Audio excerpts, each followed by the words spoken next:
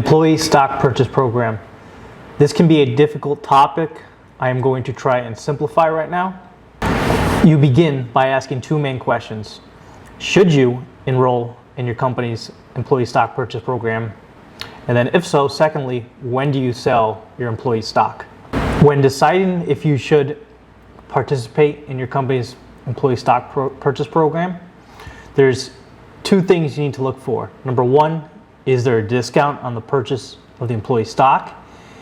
And then second, is there a look-back rule? If the answer to both of these is yes, then the answer to your initial question, if you should participate in your employee stock purchase program, the answer is definitely yes. This is a great way to make money. The discount is a discount on the purchase of stock. The look-back rule is it takes the lower of the beginning of the offering period and the date of the purchase of the employee stock. So you're safe if it goes down from the offering to the purchase. So here's the clear strategy most will want to follow. Your employee stock plan has the discount, has the look-back rule. 2, you budget living expenses. 3, you sell your employee stock as soon as the stock is purchased. You're going to have to budget well because a portion of your paycheck will be going towards the employee stock. Therefore, your weekly, monthly budgets will have to be planned accordingly without this set of income. Third, you want to sell immediately at the purchase price. So once the company stock is bought, you can sell actually before the market opens. You could put in a sell order. When you do this, you are locking in at least the discount percentage. So let's just say your discount percentage is 15% on the employee stock when you purchase it. When you sell immediately, you lock in this 15% gain. Now, if it goes up, the employee stock from the offering date all the way until the purchase date, you're going to get the discount plus whatever the stock goes up at the purchase date, and you sell immediately to avoid the risk of the stock going up or down once it's purchased in the open market. Let me show you an example of how it will look like. In this example, you're going to see in the most common strategy when you sell your employee stock, as soon as it becomes eligible, you're going to get something that looks like this. So you're going to have the offering / grant date. Now, people use both names, so I put them both there to avoid confusion. Offering, grant date. In this example, it starts off at $20 when the money for your employee stock purchase plan starts getting deducted out of your paycheck.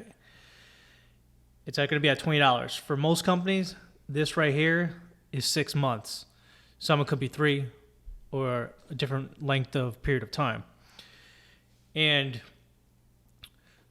when your employee stock becomes eligible for you to sell, this is called the exercise or the purchase date. So again, I put both there to avoid confusion. And the sales date is going to be the same time because you're going to sell it right away. Should have around the same price, $30 in this example.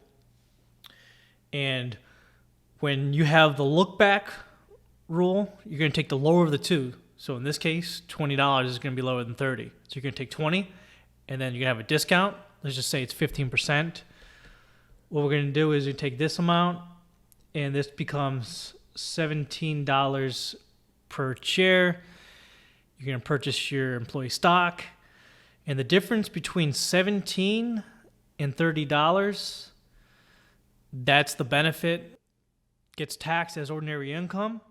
Now, if you choose to wait for the qualified disposition to sell the employee stock, what this is you have to hold the company stock 2 years from the offering date.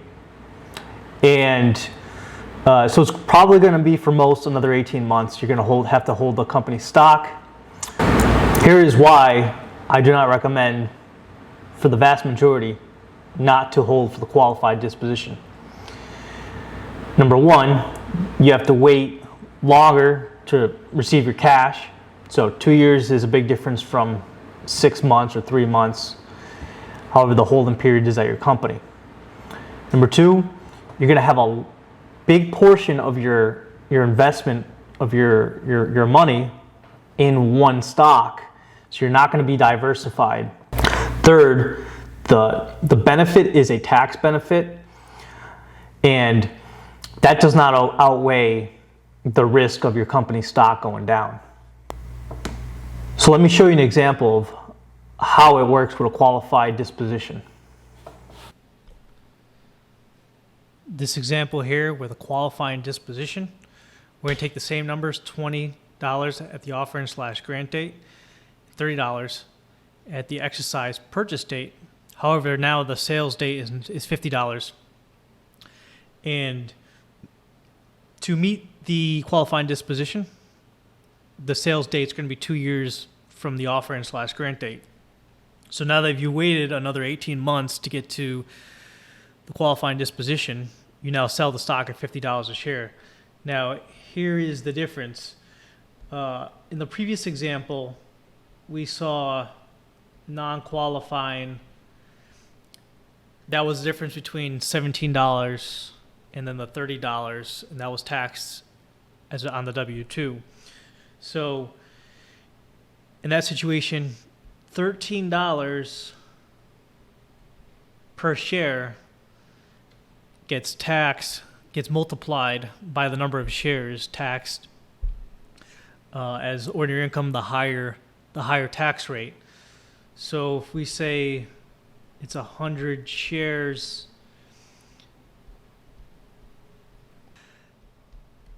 that would mean $1,300 gets taxed as ordinary income. Now, the difference here is if it's qualifying disposition,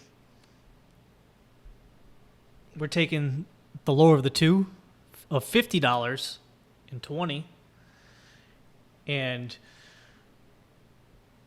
it's going to be the difference between $20 and the discount of $17, which is $3 per share. So non-qualifying is $13. It's $13 per share.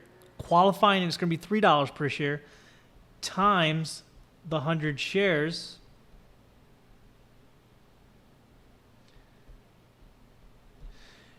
And so the result is only $300 gets taxed as ordinary income on your W-2 at a higher rate. So more is going to get pushed to the long-term capital gains rate, which for most people is going to be 15%. It's going to be lower than the ordinary income rate. So that's the difference. Qualifying disposition, more gets taxed at the lower long-term capital gain rate. So here are tips. The money you do make on this employee stock, this will be added to wages, so it'll be on your W-2 in box 1 in wages. However, this will not withhold federal income tax, which would be box 2 on your W-2. Therefore, you're responsible to make an estimated tax payment on the money you're making doing this. When you are reporting your taxes, you will find tax forms on your brokerage. So you're going to find a 1099-B form, and this will have the cost basis. However, it will not include the amount that gets added to your W-2 tax as wages. Therefore, you have to look for something that brokerages may, for example, call this stock plan transactions supplement. And this will have the adjusted cost basis. So that you don't get taxed twice as ordinary income on your wages and then also as capital gains. this adjusted cost basis takes into account the amount that was already added to wages on your W-2.